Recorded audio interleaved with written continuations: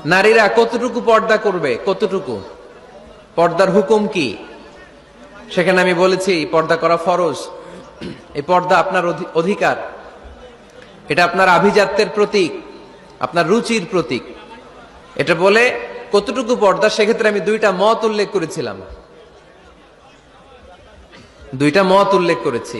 মত নাম্বার 1, সারা শরীর ঢেকে রাখবে, ফেসটা খোলা রাখবে, হাত খোলা রাখবে, এটা একটা মত। আরেকটা মত, সব ঢেকে রাখতে হবে, শুধু চোখ খোলা, তাই না? দুইটা মত উল্লেখ করে আমি বলেছিলাম যে এটা হচ্ছে রুকসাত আর এটা হচ্ছে আজিমাত।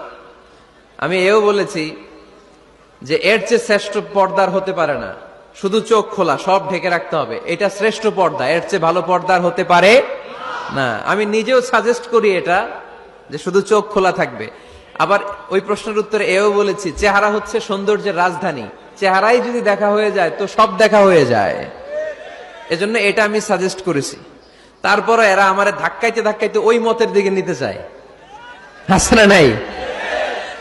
তো এই যে 3 বার যে আমি এই কথা বললাম, এগুলো শুনবার সময় কি কানে তুলা দিয়ে রাখছিলেন?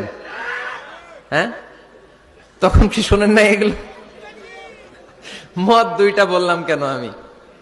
হুজুর দুইটা কেন বলবেন? অন্য মতের প্রতি আপনার এত শ্রদ্ধা কেন? আমগত নাই, এই হয়েছে সমস্যা। ক্লিয়ার কাট কথা। পর্দার ক্ষেত্রে দুইটা মতের উল্লেখ করেছি প্রিয় ভাইয়েরা। বলেছি এক মত বলেছে ফেস খোলা, হাত খোলা, আরেক মত বলেছে শুধু চোখ খোলা। এবং আমি বলেছি এইটা শ্রেষ্ঠ পর্দা, এর চেয়ে ভালো পর্দা হয় না, বলছি না আমি? আবার বলছি যে আমি সাজেস্ট করি এটাই সবচেয়ে ভালো, এটা করবেন। এবং শেষে বলেছি চেহারা হচ্ছে সৌন্দর্যের রাজধানী, চেহারাই যদি দেখা হয়ে যায় তো সব দেখা হয়ে যায়। এগুলো কি প্রমাণ করে? আমি এই মতের পক্ষে না এই মতের পক্ষে? বায়ে না ডানে? ডানে। তো আমি এই মত অবলম্বন করি, মানে আপনাদের যেই মত আমারও এই মত। আমার ধাক্কা মারতেছেন কেন? ধাক্কাইতেছেন কেন আমাকে? ধাক্কাই আমার ওই মতে নিতে চায়, এটা ঠিক না। বাড়াবাড়ি কখনো কল্যাণ বয়ে নিয়ে আসে না। আওয়াজ করবেন না, মনোযোগ দিয়ে শুনেন। এই যে মত, এটা আমার মত না, এটা অনেক স্কলারদের মত। নারীরা শুধু ফেস খোলা রাখবে আর হাতের কবজি পর্যন্ত খোলা রাখবে, এটা আমার মত না। আমি অন্যদের মতকে শুধু ন্যারেট করেছি, বর্ণনা করেছি মাত্র।